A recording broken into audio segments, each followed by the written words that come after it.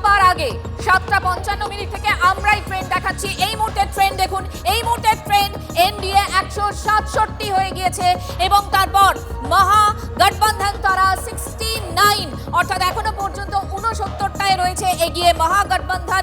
এবং জেএসপি কমে গেছে, জেএসপি আবারও কমে গেছে, একটা আসনে তারা এগিয়ে রয়েছে এবং অন্যান্যরা এখনো 6টা আসনে তারা এগিয়ে রয়েছে। 167 আসনে এগিয়ে রয়েছে এনডিএ জোট, অর্থাৎ ম্যাজিক ফিগার 122, সেখান থেকে অনেকটা এগিয়ে গিয়েছে এনডিএ।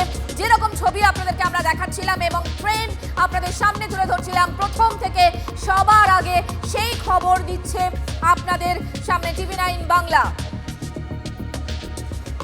সিঙ্গেল লার্জেস্ট পার্টি হিসেবে এই মুহূর্তে বিজেপির দখলে রয়েছে সব থেকে বেশি আসন। এই মুহূর্তের আরো একবার আপনাদের জানাই এই মুহূর্তের খবর 72 আসনে এগিয়ে গিয়েছে বিজেপি। সিঙ্গেল লার্জেস্ট পার্টি হিসেবে বিজেপি এগিয়ে গিয়েছে 72 আসনে। অনিবাদ, আমরা ফিরে এলাম লেটেস্ট ট্রেন্ড নেওয়ার পর। আপনারা শুনলেন মঞ্জিরা এবং রাজা আমাদেরকে জানাচ্ছিল যে 72টা আসনে এগিয়ে থাকা বিজেপি এই মুহূর্তে একক সংখ্যাগরিষ্ঠ, অর্থাৎ সকালবেলা যে ট্রেন্ডটা আমরা দেখছিলাম আরজেডি একক সংখ্যাগরিষ্ঠ দল হচ্ছে, কিন্তু সরকার করার ধারে কাছে থাকতে পারছে না, কারণ তাদের জোট জিতছে না। এক্ষেত্রে এনডিএ জোট জিতলে বিজেপি এখনো পর্যন্ত একক সংখ্যাগরিষ্ঠ দল হওয়ার দিকে এগোচ্ছে এই প্রথম বিহারে। আমি সেই জায়গা থেকে সজলবাবুকে জিজ্ঞাসা করবো, সজলবাবু নতুন ধরনের ট্রেন্ড কেন হবে? এটা তো না নতুন ধরনের ট্রেন্ড কিছু না। হ্যাঁ, মানে সাধারণভাবে অমিত শাহজি নিজেও বলেছিলেন যে 160 পাবে। আমরা হয়তো সেটাকে ভেবেছিলাম যে একটু বাবা মা যেমন অভিভাবকরা একটু বেশি মার্কস আশা করে সেরকম বলছেন, কিন্তু ঠিকই আছে, এটা এক্সপেক্টেডই ছিল। প্রোপাগান্ডাটা যে জায়গায় গেছিল, যে প্রশান্ত কিশোর বিজেপির সব চুল ছিঁড়ে নেবে যে ধরনের যে একটা প্রোপাগান্ডা ছিল, সেই প্রোপাগান্ডা পরাজিত হয়েছে। বিহারের যে প্রোপাগান্ডা ছিল যে এবারে আরজেডি ক্ষমতায় আসছে, সঙ্গে মুখ্যমন্ত্রী উপমুখ্যমন্ত্রী হিসেবে একদিকে তেজস্বী যাদব, একদিকে রাহুল গান্ধীকে দেখা যাবে, এই যে ধরনের একটা প্রোপাগান্ডা ছিল, সেই প্রোপাগান্ডাটা মানুষ নষ্ট করেছে। এবং সবচেয়ে বড় কথা রোল করতে করতে প্রশান্ত কিশোর আপনাদেরকে হেল্প করে দিলেন না ভোট টোট কেটে? এখন তো আপনি বলবেন, আগে 3 দিন আগে আমি বলছি না এটা তো আজকেও বলবেন, বলা যাবে না, আরো 2 দিন বাদে হয়তো বলতে শুরু করবেন। কিন্তু মুশকিল হচ্ছে যে যারা পলিটিশিয়ান ডিগবাজি খায় না, সংবাদ মাধ্যম ডিগবাজি খায়। কারণ সংবাদ মাধ্যম এতদিন বলছিল যে উচ্চ বর্ণের ভোট কাটবে, বিজেপির ভোট কাটবে, এই সমস্ত তারা ন্যারেটিভ চালাচ্ছিল। এখন তারা আবার ওটাই বলবে, আর আপনারা যেটা বলবেন সেটা বেদ বাক্য, আমরা যেটা বলবো ওটা মিথ্যা কথা।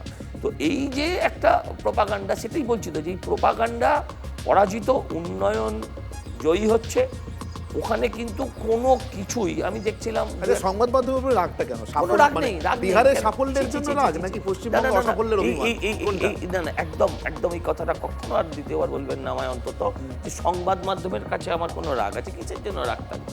তারা তাদের এডিটোরিয়াল পলিসি, দেখুন সংবাদ মাধ্যম তো আর এখন ওই দেশবন্ধু চিত্তরঞ্জন দাসের নয় বা আমাদের ঋষি বঙ্কিমচন্দ্রের নয়, তো এগুলো তো বিভিন্ন ব্যবসায়িক গোষ্ঠী, তো সেই কারণে বিভিন্ন রকম থাকতেই পারে, সেটা নিয়ে আমাদের কোনো বক্তব্য নেই। বক্তব্য যেটা, যে প্রোপাগান্ডা, একটা ওভারঅল একটা প্রোপাগান্ডা চলছিল, যেই কি নাম ওই পিকে প্রশান্ত কিশোর, সে একদম সবাইকে হারিয়ে মানে বিজেপিকে একদম ধরাশায়ী করে দেবে, এখন তাকেই বাজারে খুঁজে পাওয়া যাচ্ছে না। মুশকিলটা কি বলুন তো, যে লোকটা পশ্চিমবঙ্গে বা ভারতবর্ষে একটা ট্রেন্ড সেট করলো যে টাকা দিয়ে ভোট কেনা যায়, সে আবার ওখানে উল্টো দিকে গিয়ে বলে যে তুমি যদি 500 টাকা নিয়ে ভোট দেবে তাহলে তোমার মুখিয়া চোর হবে না তো কি হবে। এই যে ডুয়েল ক্যারেক্টার লোকগুলোকে কিন্তু বিহারের লোক চিনতে পেরেছে, বাংলার মানুষ এখনো চিনতে পেরেছে কিনা সেটার জন্য চমৎ। বেশ, মণিশঙ্কর বাবু আপনার কাছে আসবো আমি, কিন্তু তার আগে আমি আরেকবার ইলেকশন স্টুডিওতে ফিরে যাব এবং হেডলাইন্স এই মুহূর্তের শিরোনামগুলো জেনে নেওয়ার চেষ্টা করবো। তার কারণ বিহার ভোটের ফলাফল প্রতি মুহূর্তে তার ট্রেন্ড বদলাচ্ছে, যদিও এই ট্রেন্ডটাতে কোনো বদল নেই যে এনডিএ এগিয়ে রয়েছে, তার সংখ্যা কখনো কখনো চোখ কপালে তুলে দেওয়ার মতো করে এগিয়ে যাচ্ছে। আপাতত 164।